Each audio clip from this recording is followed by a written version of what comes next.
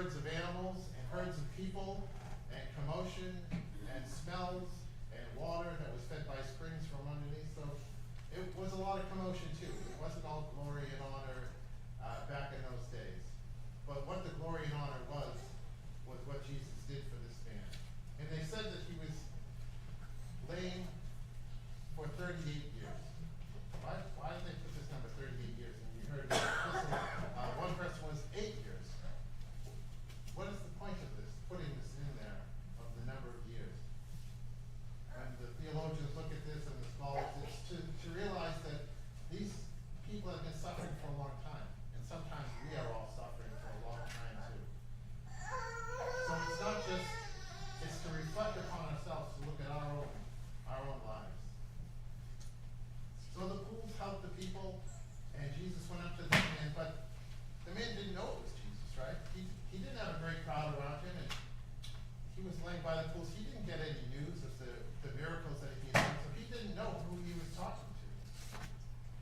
So Jesus asked him, do you want to be healed? He didn't just heal him. He already knew that he wanted to be healed, but he wanted to have a conversation with him. He wanted to talk to him. He wanted to figure out what his true heart was. And he saw the answer, right? He said, I have no one to put me into the pool, right? Now, I think all of us, when we get sick, or if we get tired, or if we've been ill for 38 years, sometimes we're not in the best of spirits, right? And sometimes it's pretty obvious that if someone comes up and says, oh, would you like to pee? But the words that came out of the sick man's mouth were calm, right? They were respectful. They were loving towards Jesus, right? He could have easily said, of course, I mean, look at me, Jesus. Of course I want to be healed, right? Just, what silly questions, right? And sometimes we get aggravated or we get a little perturbed when people ask us silly questions, right? And there was a ad campaign that said Captain Obvious, right? So it's Captain Obvious, like obviously Jesus, but it's to teach us, right? It's to teach us to, even in our own pain and our own demise, to be kind to other people. See the Jesus in other people, right? Give them the respect that they're giving you. He's coming to care for you. He's asking you, do you want my help? Do you want me to heal you? What is your wish?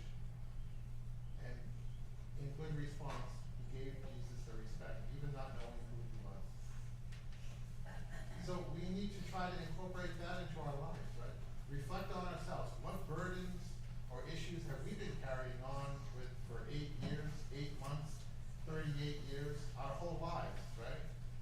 Many people have sins upon them that they have not repented from or forgiven, and those things are affecting their lives. And it's hard for sometimes when you're carrying around these things to see the good